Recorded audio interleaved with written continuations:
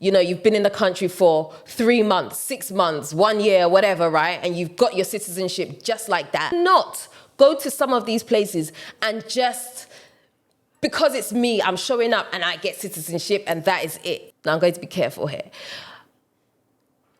We all know that the culture and how things are run. Is it fair to allow this set of people to have gained citizenship like in this way, so that people are not just coming in, abusing the country, and then leaving when things don't really go their way? I can come to Ghana and I can live on £500. In fact, it's just me. I can live on £300 a month, right? Which is a fraction. And I will rent out my houses in the UK and I will come with all this money and I'm going to live the life. I'm going to basically retire early. Hey guys, welcome back.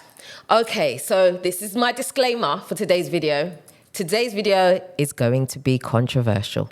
Okay, do not come for me. All right, so in today's video, I want us to talk about citizenship. And of the 500 plus people that were granted citizenship last year, November, was that a good idea for Ghana, really? I know. Bear with me. Hold your comments until you get to the end. Let me finish first before you all start going crazy on your keyboards and stuff. Yeah, please let me finish what I'm saying. Okay, so last year, 500 plus people were granted citizenship into Ghana through the year of return. What do we call it? The year, I'm going to say project. I can't think of a better word right now. And what it did was it allowed people right of abode into Ghana and citizenship. Okay, that was done at the discretion of the president. Okay, so it's not a standard thing that happens in order for you to be able to come and lay your roots in Ghana. It's not like that. Usually, if it wasn't for that initiative, you would have to apply for naturalization if you're not of Ghanaian descent and you wanted to live in Ghana, and you'd have to follow certain protocols. One of them being that you'd have had to integrate into society. You'd have to have some knowledge of the language, some understanding, being able to speak a little bit. There are certain conditions that you would have to meet in order to get citizenship. But on this initiative, the Year of Return initiative, which was started in 2019, I believe, correct me if I'm wrong, it allowed people who were of African descent, enslaved Africans, to be able to return home, okay? Now, if I haven't said that in the politically correct way, I'm sorry, okay? All right. Now, so really what I want to get to the crux of, was that a good idea for Ghana and how does it affect Ghana? Okay, so let's just get into it. So first of all, I'm going to talk about the good, the positives of it, and then I'm going to talk about the negatives of it, and then I'm going to give you my overall opinion, my overall unbiased opinion, okay? So what it did was it welcomed back the descendants of enslaved Africans, okay? And that put Ghana on the map majorly. Year of Return was an amazing initiative, right? It put a lot of eyes on Ghana in terms of, in comparison to other African countries, right? Ghana was very much in the lead in terms of welcoming people back home. And it's a great initiative because I believe it generated a lot of money for the country. It gave Ghana a lead in certain things, right? Ghana was definitely seen to be Pan-Africanist, right? And that was great for Ghana. So it definitely had its advantages there, you know, and it also gave the ability to restore lost ties, okay? So for some people who had, say, gone to the States, or I don't really want to say UK because I feel like most people that were in the UK still kind of knew their roots, whereas Americans didn't necessarily know their roots as much. So what it did was it allowed those that were predominantly from America, I would say, to be able to move to Ghana and have Ghana and call Ghana home, okay? Now, one of the reasons that it was so great for Ghana was not only that it put Ghana on the map, as I said before, it allowed the economic turnover of the country to move forward, right? So people were coming, they were investing, they were opening businesses. You know, some people were literally packing up their lives from abroad and coming to Ghana and literally spending their money here. They were putting down roots, they were building homes, building businesses. You know, they were trying to build a better system. And so Ghana's doors were open to this set of people, which was great, right? Because as I said, Ghana brought in huge amounts of money. In fact, it brought in $1.9 billion worth of funds during that period. which is amazing.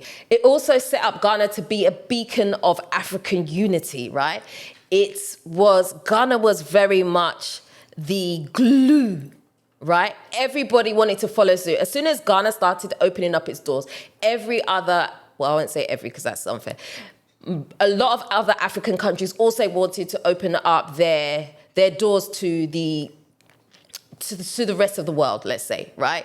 Because not only did it bring in economically, it leveled up the country. Ghana had a lot of media attention as well, a lot of exposure. People were literally coming here and wanted the world to know that they were promoting Ghana, right? So it was great. It worked great in that sense, okay? But there are also downsides to this, which I'm just about to cover for you. As I said, let me finish. So while it did attract a lot of great people, right? People who are educated, people who'd bring skills, people who'd bring finance, it brought a lot of great things to the country. There is a downside to it as well. Because potentially, some might argue that, were they given an unfair advantage to the country? Whereas some people who perhaps, and I want to put in quotes, real connection to Ghana, had to go through a different process, a process that perhaps could have taken longer.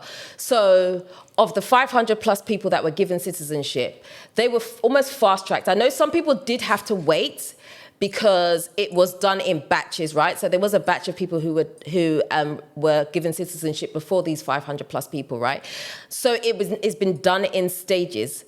But for everybody else that didn't quite fit into that category, they had to go through a different process. Some people had to do naturalization.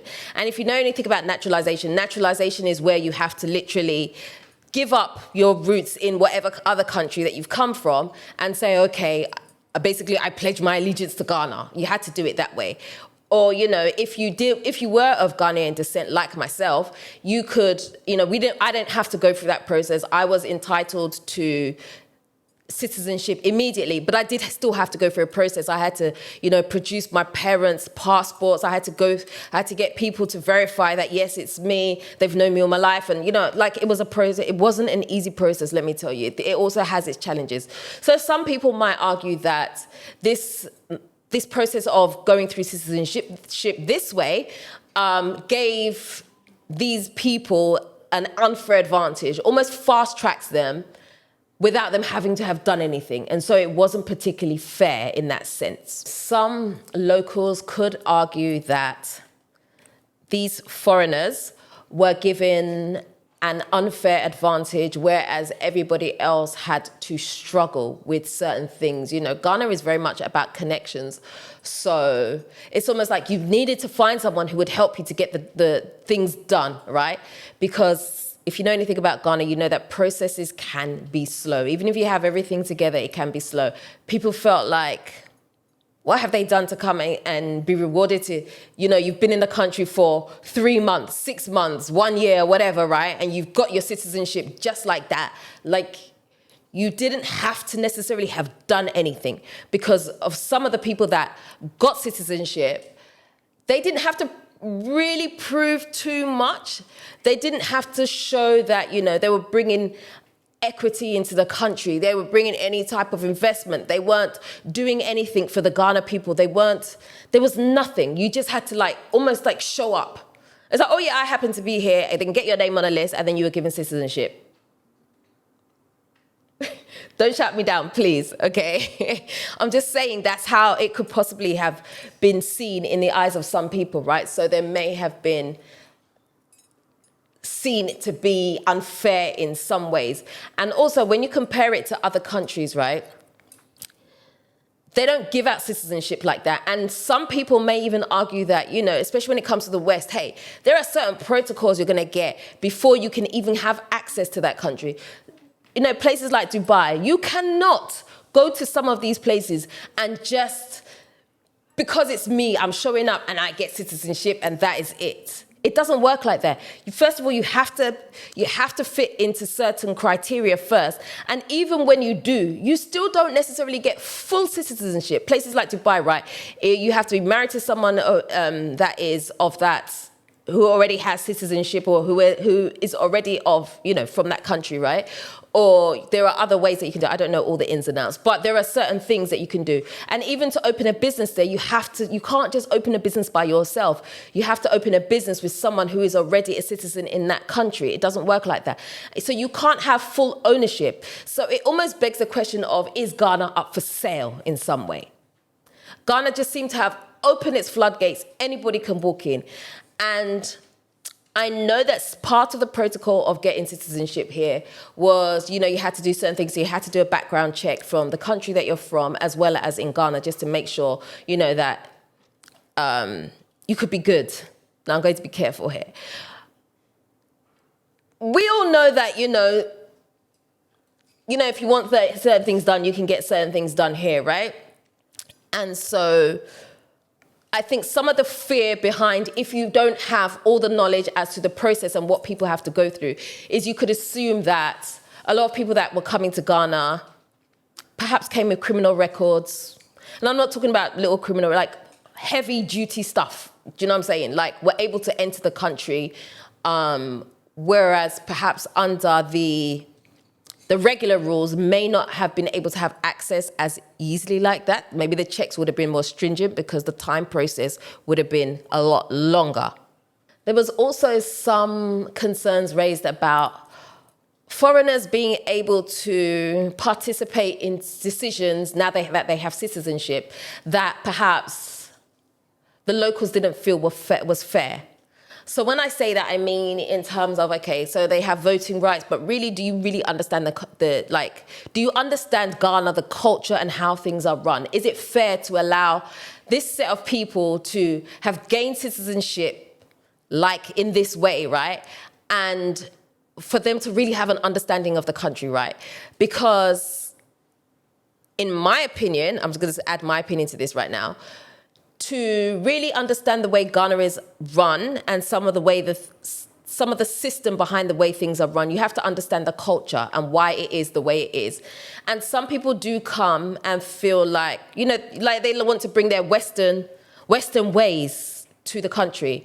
And I'm also going to say that I'm also guilty of that, because when I first came to Ghana, right, and I didn't really, although I am Ghanaian and I was raised that way, there were some things that I didn't understand. And so when I came here, I was a little bit on my high horse too. I was like, but why does it have to be like that? You should just do this, you should do that, you should do that, without a proper understanding of the reasons why certain things are the way that they are. Okay, and so until you have a grasp of those understanding, which will take years, it doesn't happen overnight, which will take years, is it fair to say you have the right to say this is how the country should be run? I hope you're following my drift. So some locals could raise concerns over things like that, right? You're almost trying to contribute to the way the country is run without having a proper understanding. And let's be honest, some people come 1 year, 2 years, they've got their citizenship, and then they think, oh no, Ghana's not for me. I don't like Ghana anymore. Ghana is this, Ghana is that, XYZ or whatever, right? Or I just didn't have a good experience. And so they leave and they've gone, but they still have citizenship. Like, where are the lines really to say, okay, I'm granting you citizenship? Like, should there be, and I'm saying all this and I'm just posing questions, right? Like, should there be restrictions on that citizenship for a number of years? Like, perhaps, okay, you can have your citizenship, but maybe for 10 years you can't vote, or 5 years you can't vote until you really understand the system, or you show that you understand what it's like to run a business here, you understand certain things before you can have full rights. I don't know. I'm just talking out loud and saying that perhaps these are some of the things that could have been imposed. Were they imposed? I don't know. I could have it wrong. Hey, this is just my understanding. So that people are not just coming in, abusing the country, and then leaving when things don't really go their way. Like, you could question, are these people that have gotten citizenship all out for Ghana? And I'm not posing this and saying that it's Americans, because let's be honest, there are a lot of Abroni people, that were also given citizenship. There were Chinese people that also had citizenship. And I'm not saying that they didn't fall in the category where they were allowed to have it. I'm not saying that. I'm just saying that they also have it. I'm just saying that we should look at the broad group of people who were given citizenship into the country and how that is going to affect the country, essentially.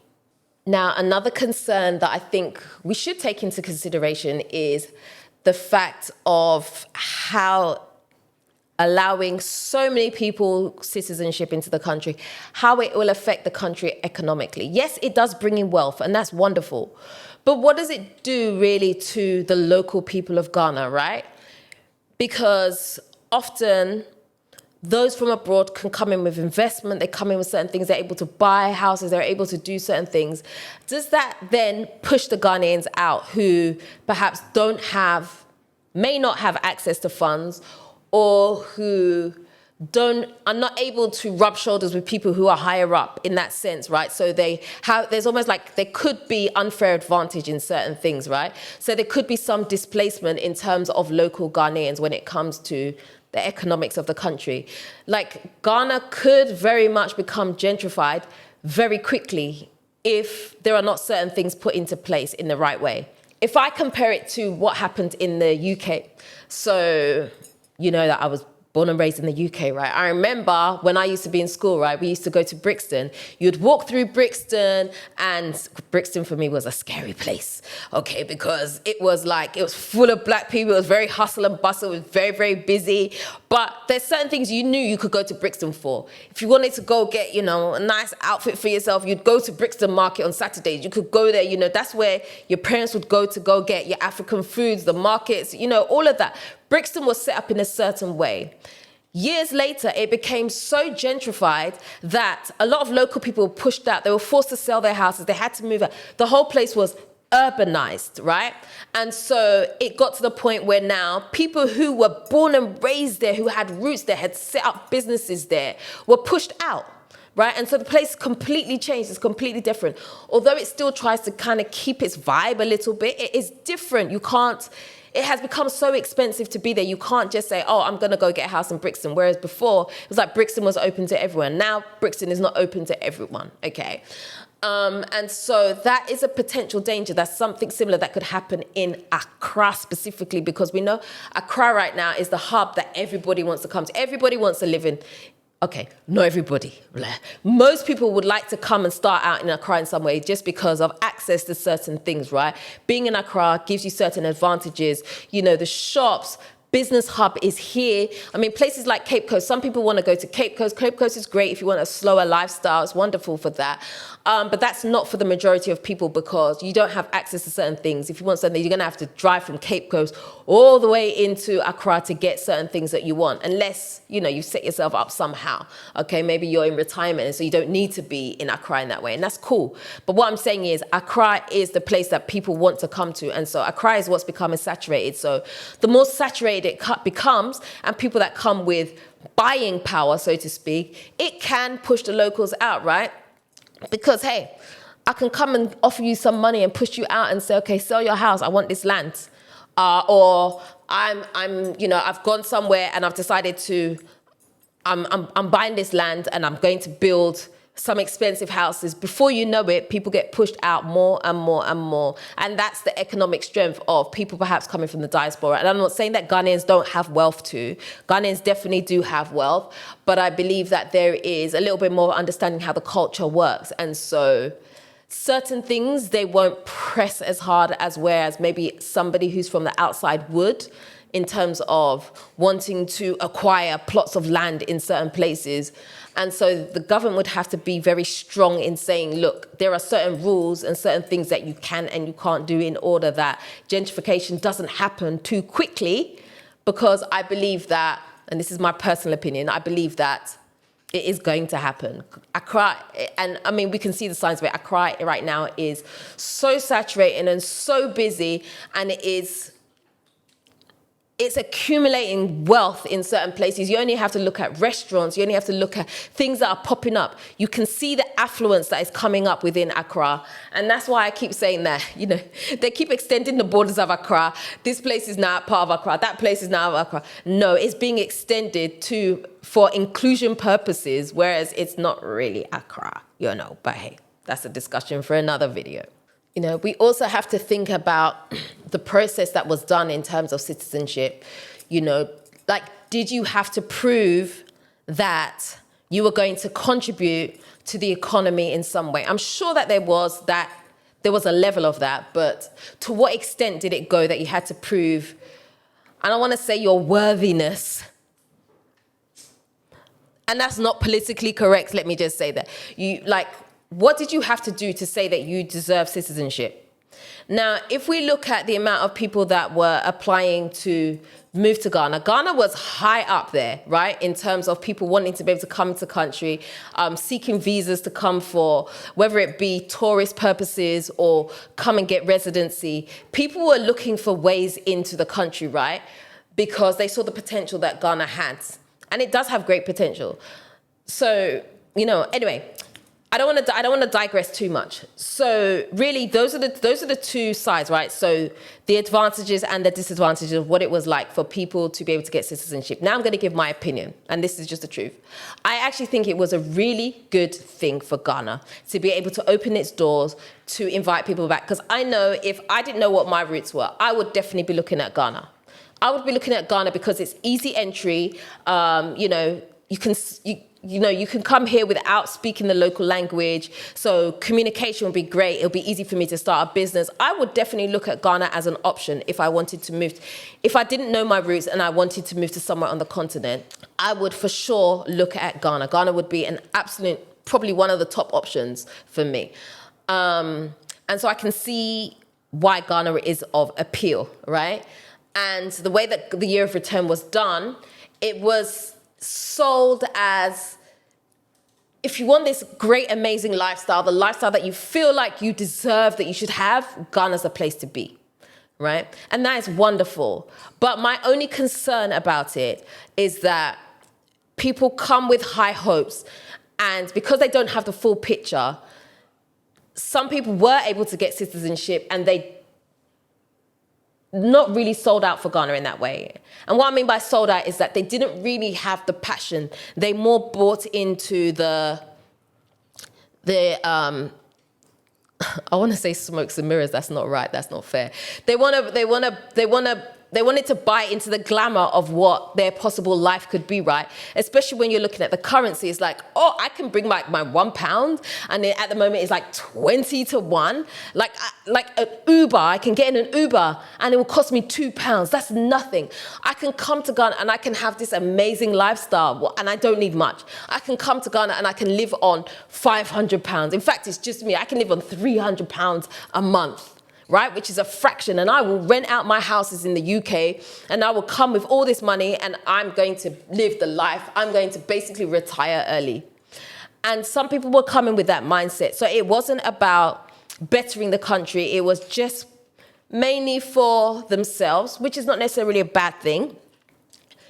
But I just feel like there is a line where it's like, where do you not take advantage of the country, and where do you... And where are these people allowed to come in and say, okay, right, you're contributing, this is great, wonderful, yeah, we love you, let's bring you home. And everybody deserves to go home. Let me just say that, let me add that to this conversation. Everybody deserves to go home. But I just feel like in order for it to be fair and in order to keep balance, there should be some things that should take time before you're allowed access to. And perhaps there are some things that maybe I'm not aware of. I'm not going to say I know everything. Maybe there are some things in place that I'm not aware of. Maybe there are certain restrictions. But really, I'm really just speaking to the people that have come, got citizenship, and walked away 6 months later and said, nah, Ghana's not for me. I don't like the roads. I don't like this. I don't like that. It's more those set of people that I'm talking about. I'm not talking about the ones that are coming and trying and they want to live here. They want to, even if they're not starting a business, they just want a peaceful life. Do you know what I mean? That is cool. I think that is all good. But the ones that I would say, like, nah, are the people that come and just leave because of whatever, but they've walked away with citizenship. I don't think there's any other country, correct me if I'm wrong, where you can go be there for like 1 year and say, okay, I'm going to get citizenship. No, I'm all good. And I think that people who really want to live in Ghana, really want to invest, and I don't mean even financially, but just want to be part of the country and want to want to really come home and experience the continent, I think they should absolutely be given citizenship in that respect. But who I don't think should be are the people who are still coming like, I'm just trying Ghana, see if I like it. I'm just going to dip my toe in and then I'm going to go because I don't like it. It smells here. You know, I'm talking about those people. I don't think people like that who fall into that category should be able to have citizenship. I believe that certain requirements should stop them from getting citizenship. But that's my opinion. That's just my opinion. I'm not saying, you know what I'm saying? So that's what I'm saying. Don't shout me down. This is definitely a very controversial video. But I just think that the conversation should be had. And it would be great for locals to also be part of this conversation, because I feel like when it comes to communication, it's all about understanding, right? It's understanding two people's sides of a story in order to be able to meet in the middle for things to work in harmony, right? So it's not about pitting one group of people up against another. It's not about that. It's about opening real conversations so that we can better ourselves as people as a whole. Do you understand what I'm saying? It's not about allowing people to come into the country. And let's be honest, I'm just going to say this. There are people that come here to spy too, right? To come here and to destroy and to bring disunity and stuff like that. These people should not be allowed to have citizenship easy. Okay, we should make it hard for them, as hard as possible for them. They're the ones I'm talking about. It should be made as hard as possible for them. But those who really have genuine heart for Ghana and really want to find out who they are and experience their roots, they should be allowed 100% for sure. But anyway, yeah, I'm going to end the video right there because I think I've spoken enough. I've said enough. I would love to hear what you think about what I've said in this video. Perhaps this video is not even as controversial as I think it is. Perhaps some of you have had these thoughts. Let's open up the conversation. Let's talk about what you think and what you would have done. Let me know what you would have done if you were president, right? And you wanted to open up your doors to people being able to return home. What stipulations would you have put within that? Let's have a conversation. Let's talk about it. Okay, so that's the end of today's video. I hope you've enjoyed it. If you haven't already subscribed to this channel, do me a favor, hit the subscribe button and the notification bell. Don't forget to also like, comment, and share this video. Until next time, I am out. Nasifafa.